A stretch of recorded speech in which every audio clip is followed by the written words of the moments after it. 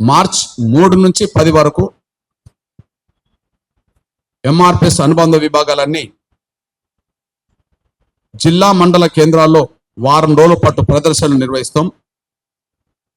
ఆ ప్రదర్శనలో డప్పు కళాకారులు, డప్పు వాయిద్యకారులు దానికి ప్రధానంగా నాయకత్వం వహిస్తారు. ఎంఆర్పిఎస్ అన్ని అనుబంధ విభాగాలు అందులో భాగస్వామ్యం అవుతాయి. అందులో ఆ ప్రదర్శనలో డప్పు కళా బృందాలు ప్రధాన భూమిక పోషించాలని చెప్పి విజ్ఞప్తి చేస్తున్నాను. నేను ప్రధానంగా మూడు విషయాలు. ఒకటి, ఎస్సీ రిజర్వేషన్ల వర్గీకరణ మీద గతంలో షమీం అఖ్తర్ గారు ఇచ్చిన నివేదికలో ఉన్న లోపాలను సరిచేసి దళితుల్లో ఉండబడే 59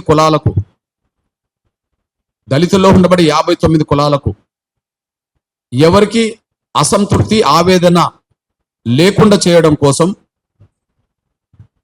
అందరికీ న్యాయం జరిగిందనే విధంగా, అన్ని కులాలకు న్యాయం జరిగిందనే విధంగా వర్గీకరణ ప్రక్రియను ముందుకు నడిపించాలని చెప్పి మేము మొదటి విజ్ఞప్తి చేస్తున్నాం.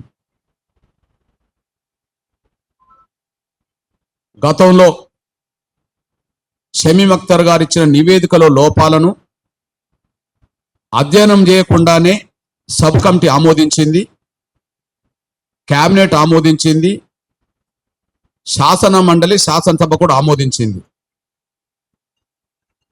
దాని తర్వాతనే అందులో లోపాలు ఉన్నాయనే విషయం మేము ప్రభుత్వం దృష్టికి తీసుకొచ్చినాకనే అందులో లోపాలు ఉన్నాయనే విషయం, ఆ లోపాలు తలెత్తడానికి కమిషన్ నివేదికలో లోపాలు తలెత్తడానికి కారణాలు ఏమైనా కావచ్చు, అది ఉద్దేశపూర్వకంగా జరిగిందా లేదంతో సంబంధం లేకుండా ఆ లోపాలు ఉన్నాయనే విషయం మేము ప్రభుత్వం దృష్టికి తీసుకొచ్చాం.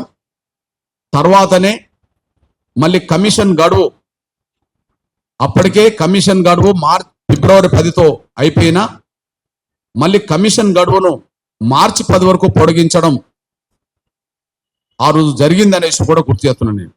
కాబట్టి రేపు షెడ్యూల్ కులాల వర్గీకరణ ప్రక్రియను ముందుకు సాగించే దశలో ముందుకొస్తున్నప్పుడు ఎస్సీ వర్గీకరణ విషయంలో ఎలాంటి మళ్ళీ లోపాలు తలెత్తకుండా, దళితుల్లో ఉండబడే 59 కులాల్లో ఏ కులానికి అసంతృప్తి ఆవేదన మిగిల్చకుండా అందరికీ న్యాయం జరిగే విధంగా, మీరు వెనుకబాటు చూసినా ప్రతి కులంలో ఎంత వెనుకబాటు ఉన్నదో ఆ వెనుకబాటు చూడండి, జనాభా పరంగా చూసినా ప్రతి కులానికి జనాభా ఎంత ఉన్నదో చూడండి.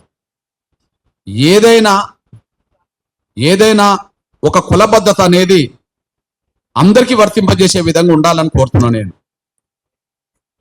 అది వెనుకబాటుతనం చూసినా ఆ కులబద్ధతే ఏ కులంలో ఎంత వెనుకబాటు ఉన్నదనే విషయం కులబద్ధతగా చూడండి. జనాభా పరంగా చూడదలుచుకున్నా ఏ కులానికి ఎంత జనాభా ఉన్నదో ఆ కులబద్ధత కూడా చూడండి. కానీ గ్రూప్కు ఒక కులబద్ధతగా చూసే విధంగా కాకుండా, గ్రూప్కు కులబద్ధతని చూసే విధంగా కాకుండా, గతంలో దోసుకున్న ఒక వర్గానికే మళ్ళీ దోసిపెట్టే విధంగా కాకుండా, వర్గీకరణ లేనప్పుడు ఏ వర్గం దోసుకున్నదో మళ్ళీ వర్గీకరణ జరుగుతున్న సమయంలో కూడా ఆ వర్గమే మళ్ళీ దోసుకునే విధంగా, మనకు నూతన లైసెన్స్ ఇచ్చే విధంగా కాకుండా అందరికీ సమన్యాయం జరిగే విధంగా మీరు వెనుకబాటైనా చూడండి, మీరు జనాభానా చూడండి. ఏదేమైనా 59 కులాల్లో ఏ కులంలో వెనుకబాటు ఉన్నదో, ఏ రంగంలో వెనుకబాటు ఉన్నదో అది విశ్లేషించండి.